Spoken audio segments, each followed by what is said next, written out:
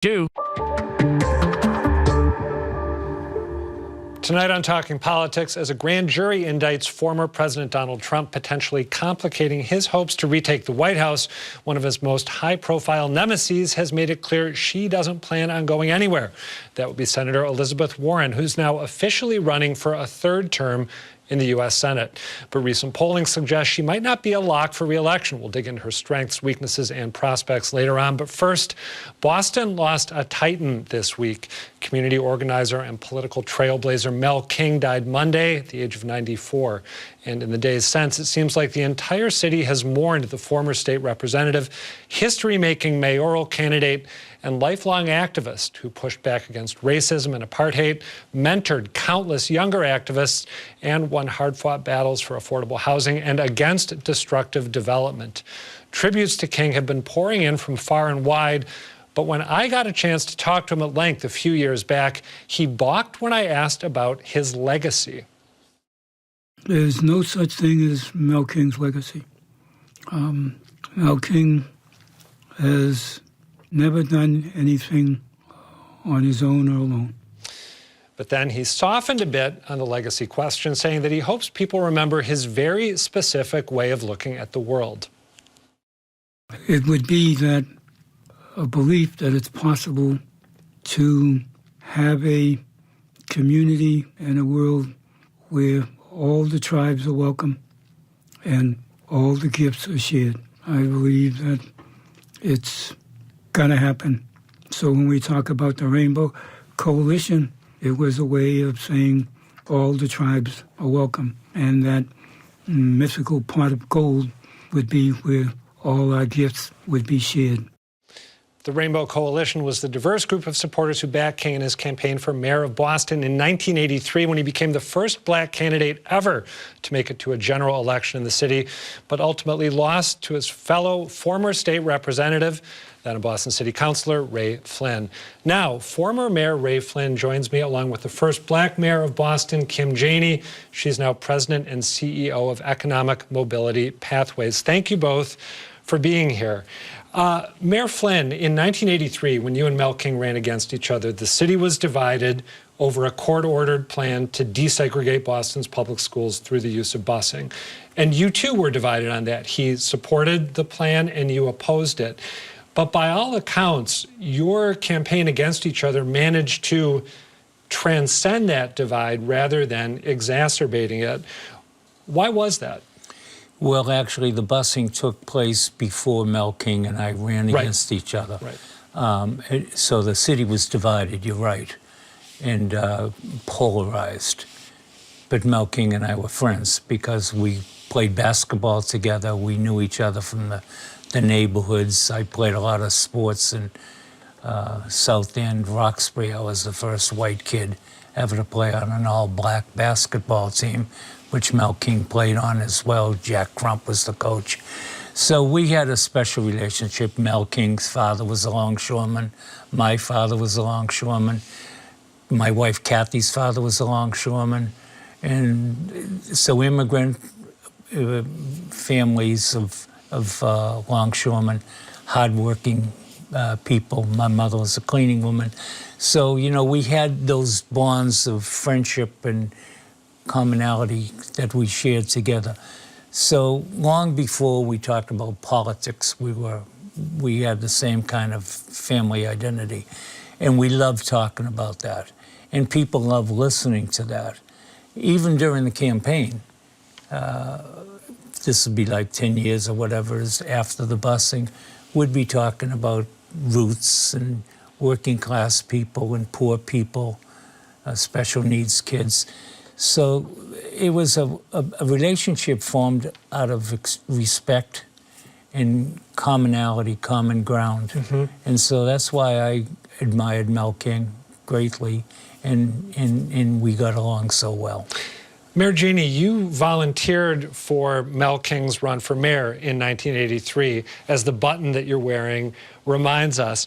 As a young black woman at that moment in Boston's history, as Mayor Flynn mentioned, on the heels of busing dividing the city so sharply, what was it like being a part of that campaign? You know, I grew up knowing Mel, knowing his entire family. My great-grandmother had a house 1 street over from the Kings. And so our families have been intertwined and connected for generations. And so Mel was that person in our community who everyone knew. We knew he was a leader. We knew he was doing important work. I had a front row seat in terms of seeing his activism and his fight for quality education and for affordable housing. So to volunteer on his campaign to pass out flyers was a no-brainer at that time because he was one of our own and we believed in the issues that he was fighting. I want to point out, though, I was very young. I was still a teenager. Mm-hmm. I was one of those kids who was bused in the 70s. And so this is the aftermath of that. And I think many folks believed that Mel King's vision around connecting communities and bringing people together was one that our city needed in terms of healing. Mel King's genius is that his campaign was one that brought all walks of life together, very multiracial, intergenerational campaign. And so there was a lot of excitement for what this could mean for Boston. And when he made it to the final, obviously there was a lot of hope in that. And it was really good to see Mayor Flynn, and I certainly want to recognize you, Mayor Flynn. I'm sorry I can't be in studio with you, but to see Mayor Flynn and Mel King continue their relationship and work together to create better opportunities for the residents of Boston. Mayor Flynn, you offered Mel King a position in your administration, right, after that election? Mm-hmm. And he took a pass. What was the role that you offered him, or was it more of a general? Well, the election, Kim Janey is absolutely right. What brought the city together was the election. Mel King said to me the day after the election, we had coffee down in the South End, and early in the morning, I wanted to go over and talk to him right after the election. He said something like, well, I lost the election, Mel said. I said, Mel, you didn't lose the election. The people of the city of Boston won the election because they are the winners of this, because the campaign wasn't contentious. It wasn't polarizing. We spoke about the issues. We spoke clearly about them. He had some positions that I didn't agree with and vice versa. But at the same time, it was a campaign based on respect and mutual understanding, family values, community values, respect for the ethnicity and poor people. So I wanted somebody like Mel King to be at City Hall with me. And I says, Mel, we started this in the campaign, bringing the city together. Why don't you come down to City Hall? We can continue that. Well, he didn't want to. He wanted to do community outreach, and he did a great job in that regard. And he helped the city even more by the community outreach. I want to ask you just quickly, and then we'll get back to you, Mayor Janey, about that community outreach that Mel King did. My sense is that, and when I interviewed him, again, a decade ago, he had very good things to say about your tenure as mayor. But I know that in the 80s, he was critical of you sometimes on, whether enough Boston residents were getting jobs on construction projects. Yeah. There was the push to have Boston's black neighborhoods secede and form a new community called Mandela, which he supported and you opposed.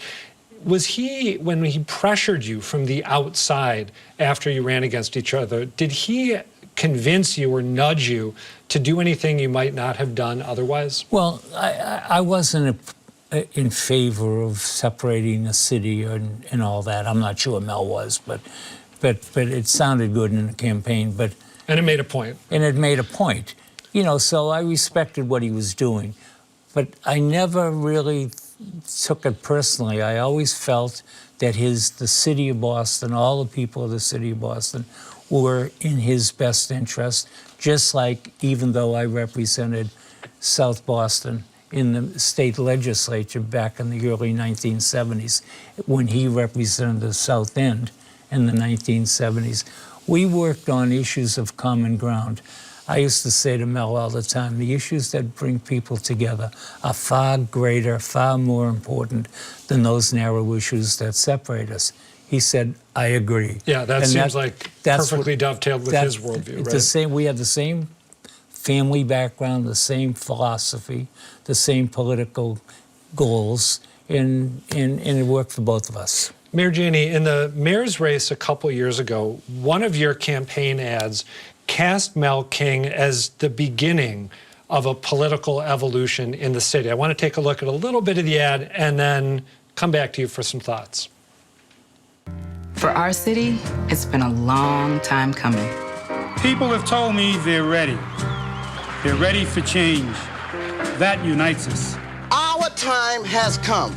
Our time has come when we are going to take the helm. We are going to lead. We're going to bring the city together. At some point, we have to say we need to give the women a chance. Mayor Janey, I know this is speculative, but if Mel King had stayed in South Carolina after going to college down there, or if he had made his adult life in New York City or Philadelphia or somewhere else, how do you think Boston would be different today?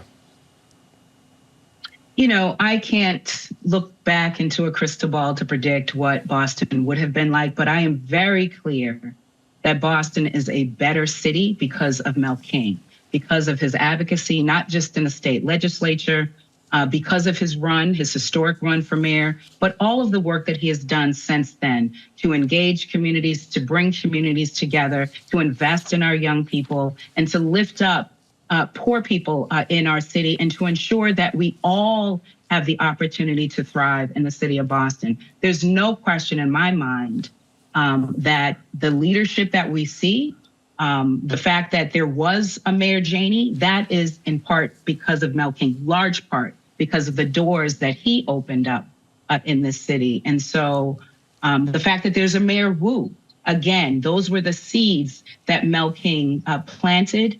And it really, I think there is a blueprint to be followed in terms of the relationship of Mayor Flynn and Mel King, and working together to ensure that our city does have that opportunity, that there is housing that people can afford to live in, that our schools are educating our children, that job opportunities and starting a small business are not insurmountable for certain communities.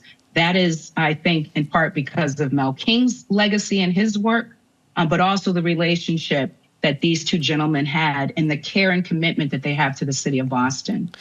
In that interview that I've referenced a couple times, we talked a little bit about then Mayor Tom Menino, and Mel King was rather critical of Mayor Menino. He, I think, believed he had not done enough to guarantee that people of modest means would be able to continue living in Boston long term. But when I asked him who he hoped would replace Menino, he essentially said, I want the people to be their own mayor. I want them to know that they can take control of their own destinies and they can make the city be what they believe it can and should be. And I'm wondering, we actually have sound from Mel King making that point. Let's take a listen.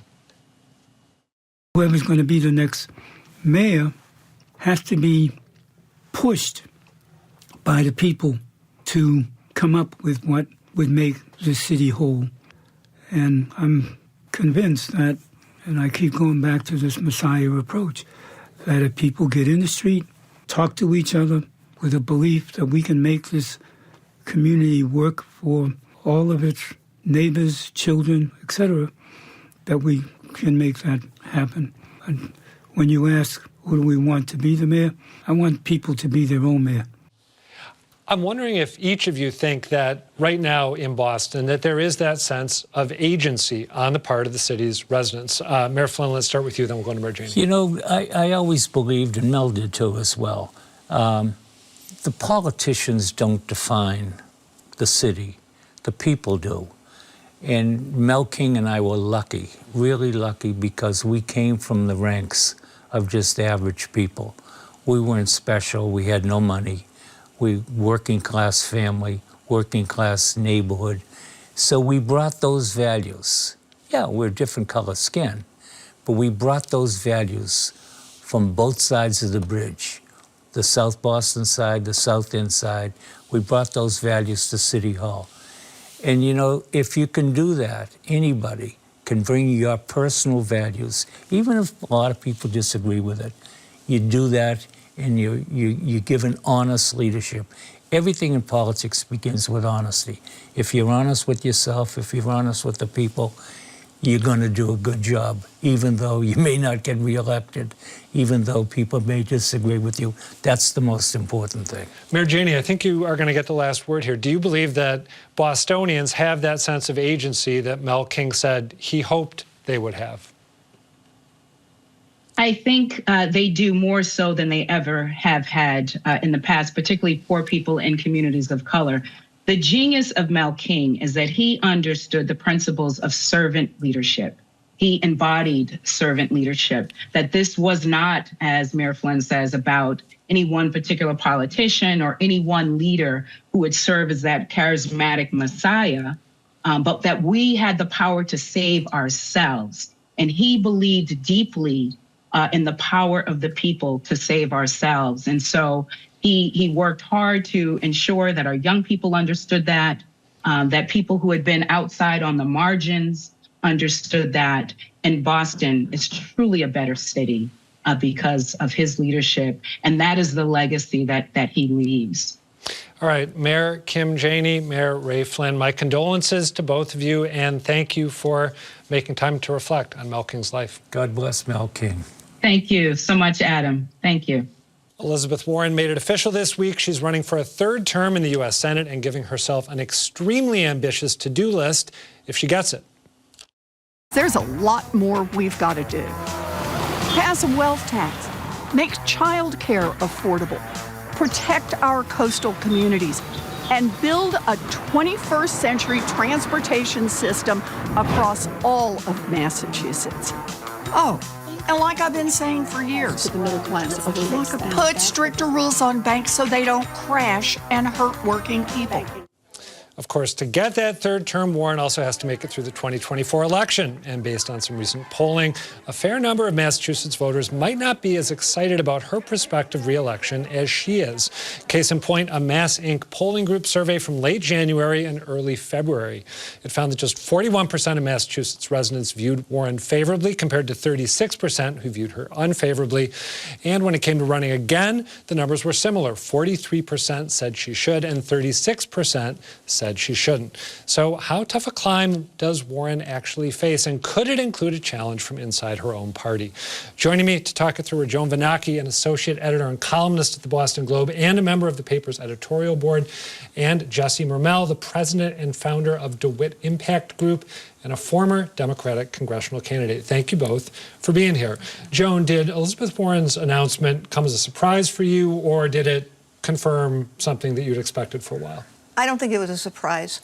I mean, there were some rumors and speculation that she might not run, but I'm pretty sure they were planted by people connected to people who want to be the next senator from Massachusetts. I think she chose a really good time to make the announcement. You know, she's got a bank collapse behind her, and now she's got Donald Trump to prosecute.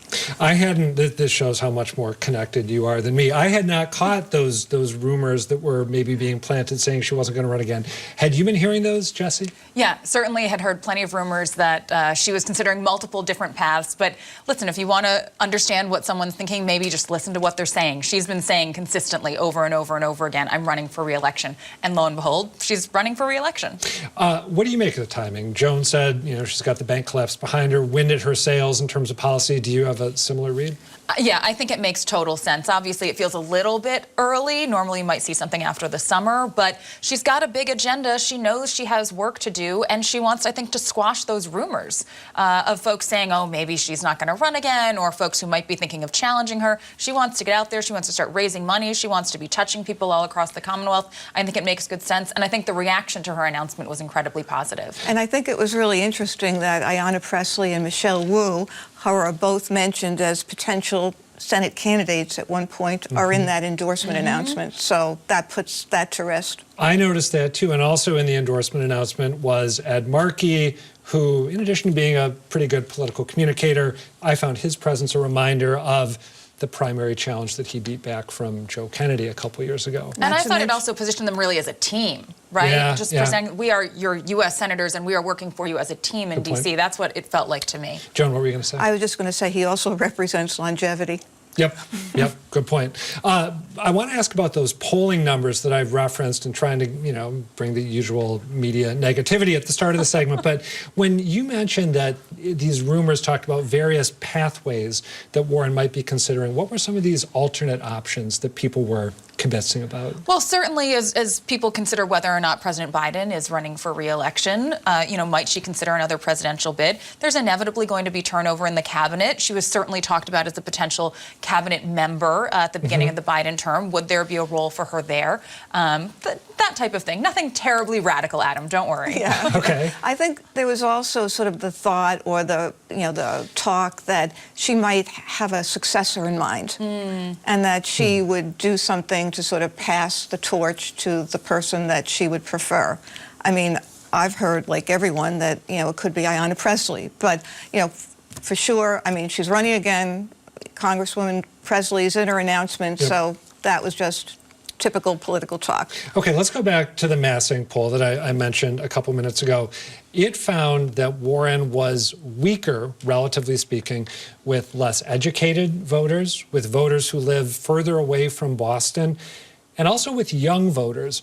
I saw the first two things coming, I think, but the third piece surprised me, maybe because I think of young voters as having been so key for Ed Markey when he beat Joe Kennedy, despite Joe Kennedy's relative youth, again, a couple years ago, and beat him very handily. Why might younger voters not have fully made up their mind about Elizabeth Warren yet? I don't know. I found that piece surprising as well. It seemed like there'd be a natural connection. I think as she gets out there and tells her story, particularly around fighting for canceling student debt, she's been a national leader on that, not just a Massachusetts leader, that she'll find great support there. On that poll, I think it's important to note the numbers that you showed are about regardless of party. If you look at her numbers in the Democratic Party, where, let's be honest, it's Massachusetts, that's where the race is likely going to be, her numbers are very, very strong. So I think it paints a slightly different picture about what her vulnerability may or may not be. That's a good point. Could I throw out something on the age thing and Ed Markey? I think he pulled off a miracle that maybe only a man could pull off. He's now 76. He's been in Washington forever. He put on a pair of sneakers and got endorsed by AOC, and he was good to go with the kids. I'm not sure that any female politician of that vintage would get the same reaction. That's a really interesting point to chew on. To your point about numbers that augur a little more positively for her, there was a poll conducted, I think, for Northwind Strategies by Change Research a little bit after the Mass Inc. poll, and it found similar splits in terms of favorable, unfavorable, but it also found that more of the people polled, I can't remember if it was voters or residents, felt very favorably about Warren than any other politician in the state, including Charlie Baker, which was striking because, she's maybe divisive when it comes to the entire state, but the people who like her really, really, really like her. And when you're heading into an election, a re-election in particular, you want to see that, right? You want to know that your folks aren't just going to go check the right box, but they're going to give you $25. They're going to go stand at the polling place. They're going to knock doors. They're going to talk to her friends. And there's no question that Elizabeth Warren has that incredibly strong, enthusiastic, and practiced base. That is a base of people who are used to working. They haven't been sitting around gathering dust, right? They know what they're doing, and they'll get to work for her. So we've talked about the possibility of a primary challenge and how this announcement may be, among other things, an effort to keep one at bay. Do either of you think that she is going to end up getting a challenge, either from someone in the congressional delegation or maybe some other young, ambitious, maybe not so young, ambitious Democrat who decides to take a crack at her running from the right? You want to go first? Well, I believe she already has a third-party challenger. If I'm correct, someone You're announced right. A libertarian a few weeks ago. Challenger, I believe. Yep. Whose name I should have front of mind. I know. I apologize to them that I don't know their name. Listen, it wouldn't surprise me if someone from some party in some part of the spectrum in Massachusetts emerges. But how about the Democratic Party? I don't think she'll have at least a serious, credible contender in the Democratic Joan, Party. do you agree? Well, I think Jake Auchincloss has a bit of a lean and hungry look, but he says he's not going. He says he's not doing it, and I take him at his word. But you know what? I say if he wants to do it, he should. I mean, we now have seen, incumbents being challenged, whether it was Michael Capuano by Ayanna Pressley, Seth Moulton did it with John Tierney, Joe Kennedy tried it against Ed Markey, it didn't work, but, nobody owns their seat forever. Another interesting point to ponder, I want to mention, our producer was kind enough to fill in my ignorance. It is Louis Marino. Louis Marino, who's running, there you go. who's already said that he's going to take on Elizabeth Warren. I want to ask you, before we wrap up, we've only got about a minute and a half left, what about the possibility of a solid Republican challenger? Amy Carnevale, the new chair of the Mass GOP, told me that she knows of at least 2 Republicans who are considering a run, that she's confident the party will be able to field a credible challenger. Last time Elizabeth Warren sought re-election, she ran against Jeff Deal, had similar poll numbers, and kind of wiped the floor with Deal. Is there anyone in the GOP, and Jesse, we'll start with you, then you get the last word, Joan, anyone in the GOP who you think could make her sweat? Listen, I'm old enough to remember when we didn't sweat Scott Brown, and he wound up in the U.S. Senate and upending some really important votes. So I think we'd be fools in my party to sleep on anybody in the GOP right now, but they've got a tough road ahead. Obviously, they're coming off of a disastrous election in 2022. They're trying to sort of reconstitute their party and pick it up off of a deathbed. I think it would be really, really tough for the GOP to put up a credible candidate, but we cannot assume that's the case, and Elizabeth Warren has to be, and our party has to be ready and assuming there'll be a credible candidate. Joan, sorry, I stopped on. No, say you're that. fine. Say that last sentence again. No, we have to be ready and assume that there's a credible candidate. I think that's tough for them to pull off, but we need to be ready. You talked about intel that you were getting at the outset of the segment. Are you getting any intel on Republicans who might be doing this? No, but to speak to that point, I guess it depends on the definition of credible. And I just don't really see, someone who could take her on. The most popular Republican in Massachusetts is Charlie Baker, and his own party despises him.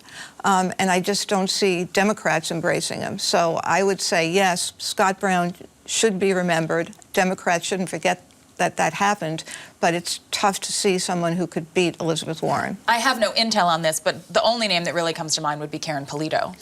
That's the one that I had in mind too, and I also I'm have certainly no not intel. sitting here encouraging that. But No, but that's a name to watch, I think. Yeah. All right, Jesse Mermel, Joan Vanacki, thank you both. Thanks, Adam. Finally, as we take a closer look at Governor Healey's political agenda over the coming weeks and months, we would like to hear what you think. Do her priorities line up with the issues that are top of mind for you? And what do you think she should be focusing on?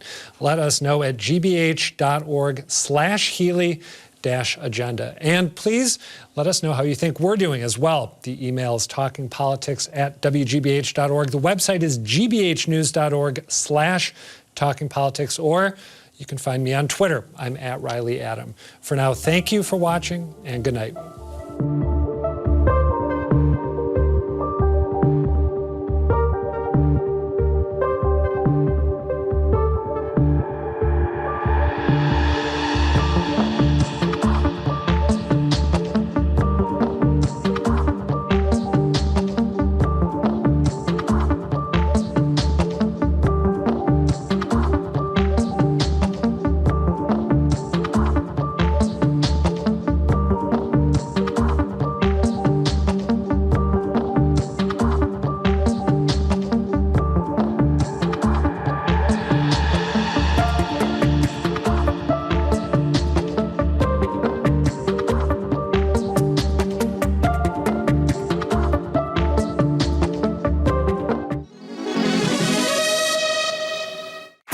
Tonight's about Joni.